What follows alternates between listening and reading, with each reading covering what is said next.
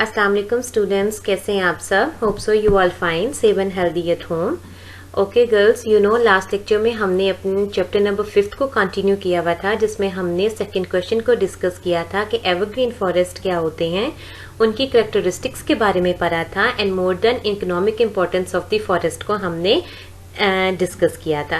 But today we are going to start the new question of this chapter number 5, natural vegetation और forest. आज हम इसमें question को discuss करने के बाद चैप्टर को कम्प्लीटली वाइंड अप कर देंगे। ठीक है, लेट्स स्टार्ट। पेज नंबर 43 में क्वेश्चन नंबर मेंशन है what is meant by the deciduous forest and describe the regional distribution of the deciduous forest। अब हम देखते हैं कि ये क्या होता है।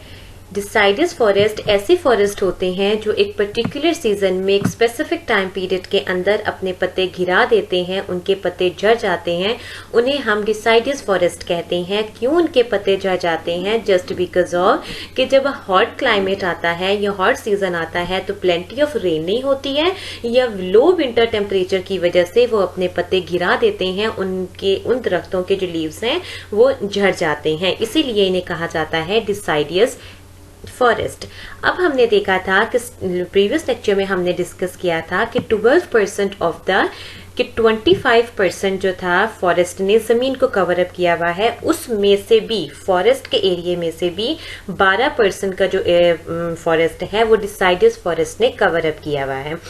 अच्छा, अब जो ये फॉरेस्ट होते हैं वो प्रोड्यूस करते हैं हार्डवुड जो कि मैन्युफैक्चरिंग चीज़ों के लिए बहुत ज़्यादा रिलायबल होती है, स्टेबल होती है, बहुत ज़्यादा स्ट्रॉन्ग और हार्डवुड प्रोड्यूस करते हैं ये, और इनके वाइड लीव्स होते हैं। देन अब हमने इसका रीज़न पढ़ लिया था कि ये अपने पत्ते क्यों गिरा देते हैं, क्योंकि लो विंटर टेम्परेचर होता है और scarcity of the winter in the hot reason, यानी कि पानी की डेफिशिएंसी होने की वजह से अपने पत्ते गिरा देते हैं। ओके, द नेक्स्ट है द टाइप्स ऑफ डिसाइडियस फॉरेस्ट। इनको उसने दो टाइप्स में डिवाइड कर दिया है, एक है monsoon deciduous forest and the second one is the temporary deciduous forest. Monsoon deciduous forest होते हैं, इनको ड्राई फॉरेस्ट भी कहा जाता है क्योंकि ये ड्राई सीजन में इस तरह के फॉरेस्ट होते हैं। आपको भी आइडिया है कि मॉनसून एक ड्राई सीजन है, इसमें हैवी रेनफॉल होती है।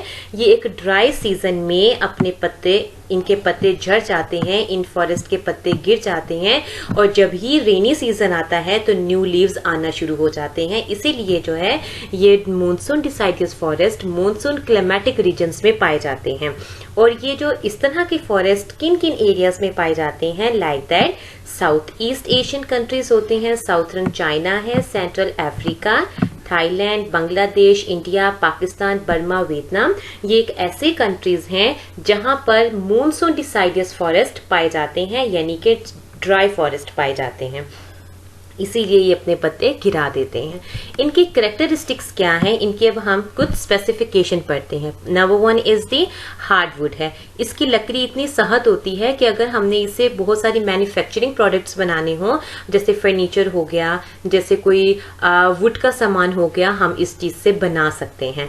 दूसरा, ये लेस थिक होते हैं, इसमें इतनी थिकनेस, इंटेंसिटी, कैपेसिटी नहीं होती है, इसी वजह से इसके पत्ते जो हैं वो गिर जाते हैं। शेडिंग ऑफ लीव्स, ये अपने पत्ते को गिरा देते हैं जस्ट बिकॉज ऑफ के प्लेंटी ऑफ वाटर नहीं होता है, उसमें स्कार्सिटी पाई जाती है। And then height of trees, इन डिसाइडियस फॉरेस्ट की हाइट इतनी ज्यादा नहीं होती है, मैंने ऊपर मेंशन कर दिया है कि 50 to 70 फीट तक सिर्फ इनकी ग्रोथ है, उससे ज्यादा ये टॉल नहीं होते हैं। रेनफॉल, यहाँ पर हमारा रेनफॉल डिपेंड, फॉरेस्ट की जो ग्रोथ होती है वो रेनफॉल पर डिपेंड करती है।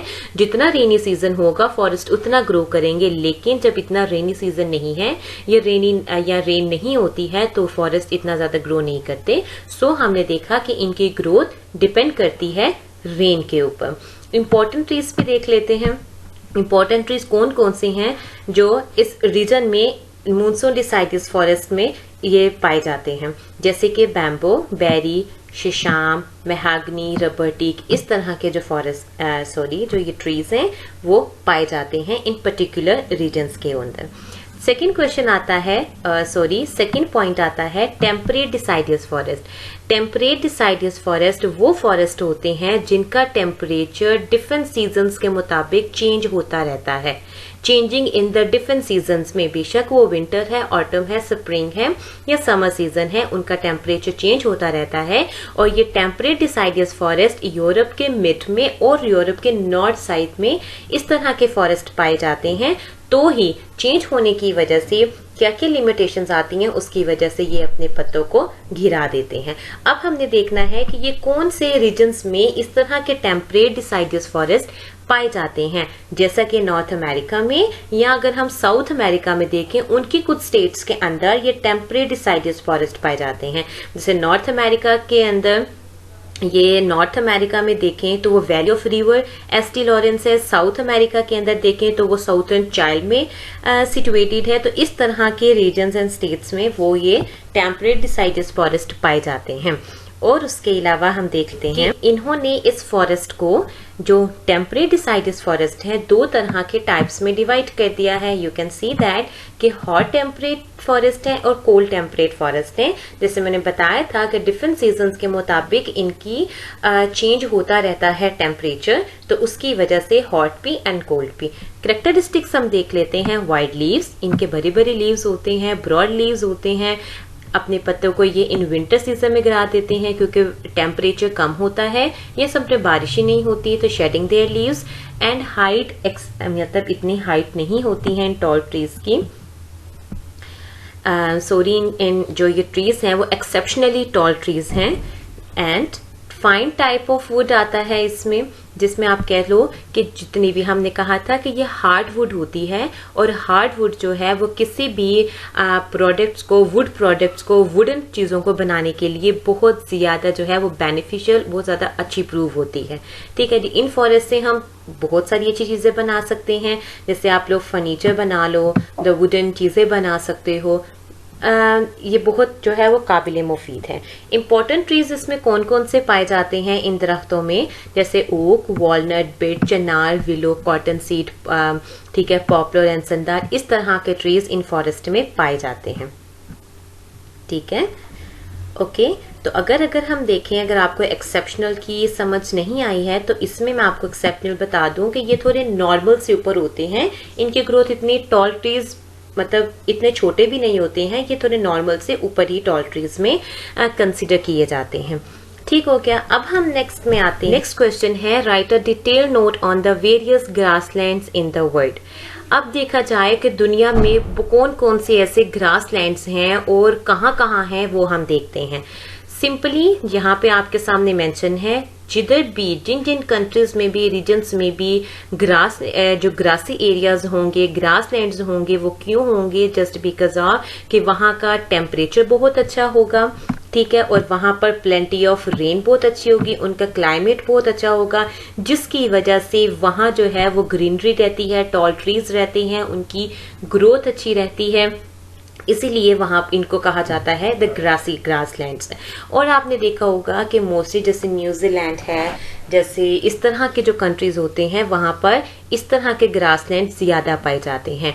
ओके, अब जो हमने देखा जाए, हमने कहा कि टेम्परेचर अच्छा होता है, बारिशें ज्यादा होती हैं, उनकी ग्रोथ अच्छी रहती है, वो ग्रीन रहते हैं, फ्रेश एंड एवर रहते हैं। उसके अलावा अगर हम देखें, अगर वो ज्यादा ग्रासी नहीं हो रहा है या ज्यादा ग्रासलैंड्स नहीं पाए जा रहे हैं, जस्ट बिकॉज ऑफ कि वहां पर पानी की शॉर्टेज हो रही है, डेफिशिएंसी ऑफ वाटर हो रही है, टेम्परेचर अच्छा नहीं है, हीट इंटेंसिटी बहुत ज्यादा है, जिसकी वजह से वो फ्रेश एवर ग्रीन नहीं रहते हैं और इस वजह से ज्यादा ग्रासी भी वो शो नहीं होते हैं। ये सारी चीजें ये इसमें यहाँ पे मेंशन है। अब उसने ग्रासलैंड्स को डिवीजन कर दी है, ठीक है, 3 तरह के टाइप्स में, और उस टाइप्स को भी उन्होंने फर्दर कैटेगरी में डिवाइड कर दिया है। पहला आता है वार्म ट्रॉपिकल ग्रासलैंड्स, फिर आता है टेम्परेट ग्रासलैंड्स, फिर आता है कूल टेम्परेट ग्रासलैंड।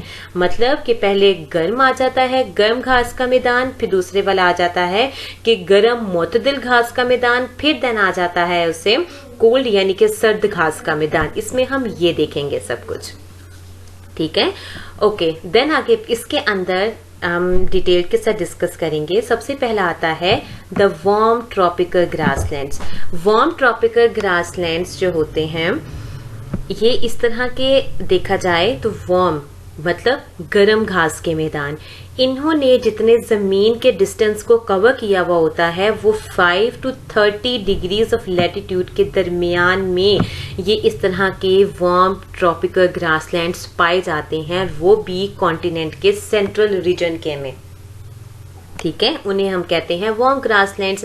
अब जितने भी रीजन्स को वार्म ट्रॉपिकल ग्रासलैंड्स ने कवर किया हुआ है वहां का जो लोगों का प्रोफेशन है वो है एनिमल हस्बेंड्री। जो हमने पढ़ा था कि मवेशी पालना लोगों का मेन प्रोफेशन है। ठीक है, और यहाँ पे जिधर जिधर ग्रासे होंगे वहां पर एनिमल हस्बेंड्री करना, एनिमल रेयरिंग करना, कैटल रेयरिंग करना लोगों का एक मेन प्रोफेशन होगा। उनका यही सारा कारोबार होगा और वह इसी में ही इंडल्ज रहते हैं। अब यहाँ पर देखा जाए तो वाइल्ड एनिमल्स भी पाए जाते हैं जस्ट बिकॉज ऑफ क्योंकि ग्रासी है। लायन, लिपर्ड, डियर, जिराफाज, ये large number of the animals are found in the grassy lands.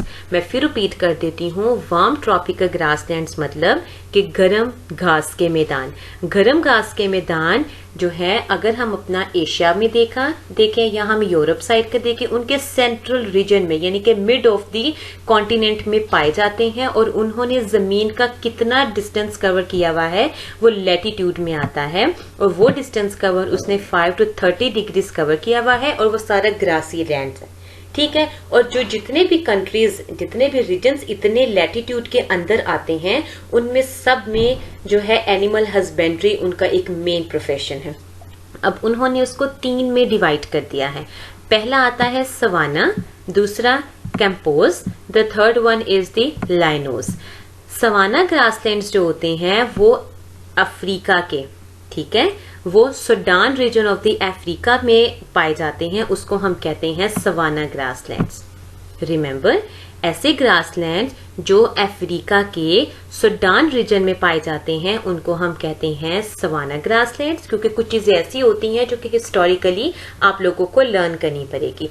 और आप जितने भी इसमें हम टाइप्स पढ़ेंगे आप उसमें एक चीज कॉमन पढ़ोगे, हंटिंग करना और एनिमल हस्बेंड्री करना। उनके लिए ये जो है वो एक मेन प्रोफेशन है। ठीक है, सवाना ग्रासलैंड्स जो कि अफ्रीका के सूडान रीजन में पाया जाता है वहां पर भी लोगों का मेन प्रोफेशन क्या है, हंटिंग करना और उसके अलावा एनिमल रेयरिंग करना, मवेशी पालना, उनकी टेक केयर करना, उनसे कई फायदे लेना। ठीक है, इस तरह के बिजनेस करना उनका ये मेन प्रोफेशन होता है। साथ आप मेंशन कर सकते हो कि इस रीजन के अंदर सूडान रीजन ऑफ अफ्रीका में कौन कौन से कंट्रीज इन्वॉल्व होते हैं जो कि ग्रासलैंड्स हैं जहां पर, और ग्रासलैंड्स होने की वजह से कहाँ कहाँ ये हंटिंग और एनिमल रेयरिंग की जाती है। और वो हैं Sudan, Kenya, Nigeria, Ethiopia, Uganda, Angola. ये ऐसे ग्रासलैंड्स हैं जहां पर ऐसे रीजन्स हैं जहां ग्रासलैंड्स पाए जाते हैं और ग्रासलैंड्स की पे फिर इस तरह की एक्टिविटीज को परफॉर्म किया जाता है। देन आता है कंपोज। कंपोज अब किस रीजन में पाए जाते हैं, साउथ अमेरिका में, ब्राजील में ऐसे कंपोज ग्रासलैंड्स पाए जाते हैं, इसलिए इसको ये कहा जाता है। उनका फिर से लोगों का मेन प्रोफेशन क्या होता है, यहाँ पर एनिमल हस्बेंड्री करना लोगों का मेन प्रोफेशन भी है, उनका लिविंग स्टाइल भी यही होता है, उनका रोजी कमाने का तरीका भी यही एक मेन पर्पस है। आप इसमें ये मेंशन कर सकते हो। ठीक है, आपसे पूछा जाए कि कंपोज ग्रासलैंड्स कहाँ होते हैं, ये होते हैं साउथ अमेरिका के ब्राजील में। देन अगर हम देखें लेनोस ग्रासलैंड्स में कहाँ होते हैं, लेनोस ग्रासलैंड्स किसे कहा जाता है, जो साउथ अमेरिका में वेनेजुएला के ग्रासलैंड्स हैं उनको लेनोस ग्रासलैंड्स कहा जाता है। ये ग्रासलैंड जिधर जिधर बड़े बड़े खेत के मैदान, जो बड़े बड़े घास के मैदान होंगे उनको ये नाम दे दिया हुआ है उन्होंने, जैसे वेनेजुएला, जैसे कंपोज, सवाना, ये घास के मैदान हैं जो उन्होंने कहाँ कहाँ पाए जाते हैं उनको वो नाम दे दिया हुआ है। तो साउथ अमेरिका में वेनेजुएला का ग्रासलैंड्स है उसको लेनोज ग्रासलैंड्स कहा जाता है। यहाँ पर भी फिर से same profession, animal husbandry, cattle rearing, hunting वगैरह ये लोगों का मेन प्रोफेशन है और वो इस चीज में बहुत ज्यादा इंडल्ज रहते हैं। और इसके अलावा यहाँ पे फार्मिंग भी की जाती है, क्योंकि ये वेनेजुएला का जो ग्रासलैंड्स है जिसे लेनोज ग्रासलैंड कहा जाता है, वहां पर हम फार्मिंग और हम जो है वो हार्वेस्टिंग वगैरह भी करते हैं ऑफ द डिफरेंट चीज़ों की, जैसे कि वीट है, कॉटन है, मेज, ठीक है, इस तरह की हम एक्टिविटीज को परफॉर्म करते हैं। ओके, नेक्स्ट आता है northern down grassland. Northern down grasslands ये क्या होते हैं? ये भी एक नाम है जो कि ऑस्ट्रेलिया में क्वींसलैंड के ग्रासलैंड को नॉर्थर्न डाउन ग्रासलैंड कहा जाता है। यहाँ पर अगर हम देखें कि ऑस्ट्रेलिया में एक जगह है, उसका नाम है क्वींसलैंड। क्वींसलैंड के ग्रासलैंड को नॉर्थर्न डाउन ग्रासलैंड्स कहा जाता है। और ये एज ए डेफिनेशन आपको याद करना है, क्योंकि इसमें कोई इतना मुश्किल नहीं है। ये उन्होंने नाम पूछे हुए हैं कि इस ग्रासलैंड को ये नाम कहा जाता है, और जो ऑस्ट्रेलिया में पाए जाते हैं फिर उनको नॉर्थर्न डाउन ग्रासलैंड्स कहा जाता है। यहाँ से फिर से हम सेम प्रोफेशन पढ़ेंगे लोगों का, हंटिंग करना, फार्मिंग करना, हार्वेस्टिंग करना, कैटल रेयरिंग करना, एनिमल हस्बेंड्री करना, यही लोगों का मेन प्रोफेशन है। और देख लो कि इन सब चीजों से वो फिर अपनी प्रोडक्शन एक्टिविटीज करते हैं, बिजनेस करते हैं, और उनका यही जो है वो लिविंग स्टैंडर्ड्स भी है, और ये उनका लिवली सोर्स ऑफ रोजी कमाने का तरीका भी है। देन आता है स्टीप। सेकंड में देखें तो स्टीप ग्रासलैंड्स। तो हमने ये कौन से स्टीप ग्रासलैंड्स होते हैं? जो कि गर्म मोतदिल घास के मैदान होते हैं। इन्होंने कॉन्टिनेंट के, यानी कि हमारे जितने कॉन्टिनेंट्स भी आते हैं उनकी नॉर्थ साइड और साउथ साइड, ठीक है, कॉन्टिनेंट्स के ना, हमारे जितने भी कॉन्टिनेंट्स आते हैं, 7 कॉन्टिनेंट्स हैं, और उसमें नॉर्थ और साउथ साइड के डिस्टेंस को कवर किया हुआ है 30 to 45 degree centigrade, 30 to 45 degree of the latitude के दरमियान जो ग्रासलैंड्स पाए जाते हैं उसको हम स्टीप ग्रासलैंड्स बोलते हैं। ठीक है, हमारे कॉन्टिनेंट्स में के नॉर्थर्न साइड पे और नाउथर्न साइड के 30 to 45 डिग्रीज जो है उन्होंने इस डिस्टेंस को कवर किया हुआ है ग्रासलैंड्स ने। और ये ग्रासलैंड्स, रेन होती है यहाँ पर समर सीजन में, और एवरेज रेनफॉल यहाँ पर इतने इंचेस के दरमियान होती है। एंड मोर देन विंटर जो होता है यहाँ पर खुश्क और ठंडा भी होता है, ड्राई भी होता है, और ग्रासलैंड्स इन रीजन्स में पाए जाते हैं। मैं फिर से रिपीट कर रही हूँ ताकि आपको नहीं समझ आए तो वो समझ आ जाए। स्टीप ग्रासलैंड्स होते हैं गर्म मोतदिल घास के मैदान। ये कॉन्टिनेंट के नॉर्थ और साउथ साइड का उन्होंने 30 to 45 डिग्री डिस्टेंस को कवर किया हुआ है। उसी डिस्टेंस में ये ग्रासलैंड्स पाए जा रहे हैं। और यहाँ पर जो इन ग्रासलैंड्स का अगर हम टेम्परेचर देखें तो विंटर है, और विंटर का सर्द मौसम है लेकिन खुश्क मौसम है। यहाँ पे हैवी रेनफॉल भी होती है। अब इस स्टीप ग्रासलैंड के अंदर देखते हैं कि इनके अंदर कितनी कैटेगरीज में उसने डिवाइड किया है। नंबर 1 आता है हमारा स्टीप ग्रासलैंड। स्टीप ग्रासलैंड अब हमने देखना है ये कहां से कहां तक पाए जाते हैं। चाइना में मंचूरिया है और यूरोप में हंगरी है। तो आप देख लो कि हंगरी से लेकर मंचूरिया तक ये ग्रासलैंड्स पाए जा रहे हैं, उसको हम कहते हैं स्टीप ग्रासलैंड्स। और यहाँ पे ठीक है स्प्रेड हुए हुए हैं हंगरी टू मंचूरिया, जो कि इस ग्रासलैंड्स, इस तरह के जो ग्रासलैंड्स होते हैं उन्हें कहा जाता है गर्म मोतदिल घास के मैदान। लोगों का जो ये मेन प्रोफेशन है यहाँ पर कि एनिमल हस्बेंड्री करना, कैटल रेयरिंग करना एंड ऑल। ठीक है, बस आपने इसको यहाँ तक बताना है। उसके बाद आता है पंपास ग्रासलैंड्स। ये रीजन्स हैं, साउथ अमेरिका के स्टेट्स हैं, पैराग्वे, यूरुग्वे, अर्जेंटीना के ग्रासलैंड्स को पंपास ग्रासलैंड्स कहा जाता है। ये नाम है ग्रासलैंड्स के। जितने भी साउथ अमेरिका में अब ये स्टेट्स उन्होंने मेंशन की हैं, पैराग्वे, यूरुग्वे और अर्जेंटीना, इनके जो ग्रासलैंड्स होते हैं उनको पंपास ग्रासलैंड्स कहा जाता है। और सेम हमने शुरू से ही हम हर एक टाइप के अंदर यही पढ़ रहे हैं, hunting, animal rearing, farming, harvesting, ये सारी जो चीजें हैं ये लोगों का मेन प्रोफेशन है। लोग इससे अपना काम करते हैं, उनका रोजी कमाने का तरीका भी यही है, और इसी तरह से वो अपने उनके लिविंग स्टैंडर्ड्स हैं। उसके बाद आता है हमारा साउथर्न डाउन ग्रासलैंड्स। ओके, जैसे अभी हमने ऊपर पढ़ा था कि ऑस्ट्रेलिया में एक क्वींसलैंड है, ठीक है, ग्रासलैंड्स ऑफ क्वींसलैंड। इसी तरह साउथर्न डाउन ग्रासलैंड्स के अंदर भी कॉन्टिनेंट है ऑस्ट्रेलिया का,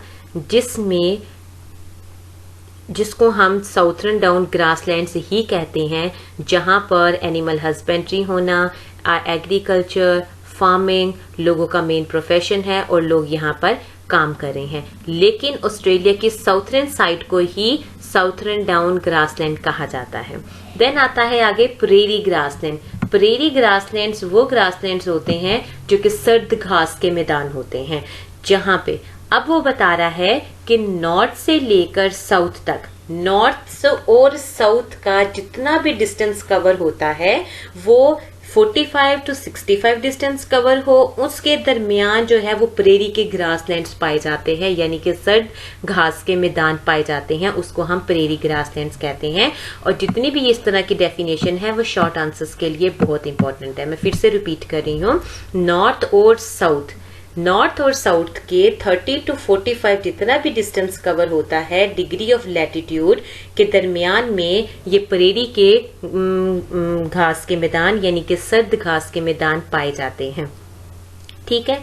उसके अलावा आप लोग इसमें ये भी बता सकते हो कि यहाँ पर हम लोग कैरेक्टरिस्टिक्स में मेंशन करना कि मॉडर्न मशीनरी की वजह से फार्मिंग एक्टिविटीज को भी परफॉर्म किया जाता है, लोग यहाँ पर एनिमल रेयरिंग भी करते हैं, एनिमल हस्बेंड्री भी की जाती है, हर तरह की एक्टिविटीज जो है परफॉर्म होती हैं। इसमें आप लोग सिंपली बाकी टाइप्स की तरह भी आप लोग इसमें यही सब चीजें मेंशन कर देना। और इस रीजन्स में कौन कौन से कंट्रीज आते हैं, एक आता है हमारा कनाडा और एक आता है हमारा यूएस। सर्द घास के मैदान नॉर्थ और साउथ में ये पाए जाते हैं, ठीक हो गया। और यही इसमें आप लोगों ने करना है। अब आगे हम देख लेते हैं इसके अलावा आप लोग के लॉन्ग क्वेश्चंस जो हैं वो इस चैप्टर के कंप्लीट हैं। देन आप लोगों के इम्पोर्टेंट शॉर्ट आंसर्स जो कि मैंने आपकी पूरी बुक के शॉर्ट आंसर्स लिख दिए हैं। आपने अब तक जितना भी इस चैप्टर का पढ़ा है वो सारे क्वेश्चन मैंने इंपॉर्टेंट लिख दिए हैं, आप लोग इसको हाईलाइट करके मार्क करके याद कर लेने हैं। नेचुरल वेजिटेशन और उसकी types, economic importance of forest, साथ एवरग्रीन और डिसाइडस में डिफरेंशिएट करना है, एवरग्रीन और डिसाइडस फॉरेस्ट की टाइप्स बतानी है अलग अलग। फिर उसके बाद कितने टाइप्स के ग्रासलैंड्स हैं उनके नाम बताओ, सवाना, कैंपोज, लेनोज और नॉर्थर्न डाउन ग्रासलैंड्स, इन सब की हमने डेफिनेशन पढ़ी है, वो आपने बतानी है, ठीक है। एक एक लाइन की डेफिनेशन है। स्टीप, पम्पास और northern down southern down grasslands की डेफिनेशन बतानी है, वो भी एक एक लाइन की है। प्रेरी ग्रासलैंड से क्या मुराद है ये भी हमने पढ़ा। उसके अलावा how many % of the forest consist of earth, ये भी मैंने मेंशन किया हुआ है। और उसके अलावा सारे आंसर्स आपके जितने भी ऊपर क्वेश्चंस हैं इनके आंसर्स आपके बुक पे मेंशन हैं। मैंने पेज नंबर भी मेंशन कर दिया है 36 to 46। आप लोग ने क्वेश्चन को देख लेना है, साथ आंसर्स को भी मैच कर लेना है और इस तरह से आप लर्निंग कर सकते हो, ठीक है। ओके देन गर्ल्स, आप लोगों ने इस रिकॉर्डेड लेक्चर को अच्छे से सुनना है। एंड स्टिल अगर आपको कोई मुझसे कोई प्रॉब्लम अगर स्टिल आपको कोई इस लेक्चर से में कोई भी पॉइंट की समझ नहीं आती है या कोई पॉइंट नहीं क्लियर होता है तो देन आप लोग मुझसे पूछ सकते हो, ठीक है। ओके देन, खुदा हाफिज एंड टेक केयर।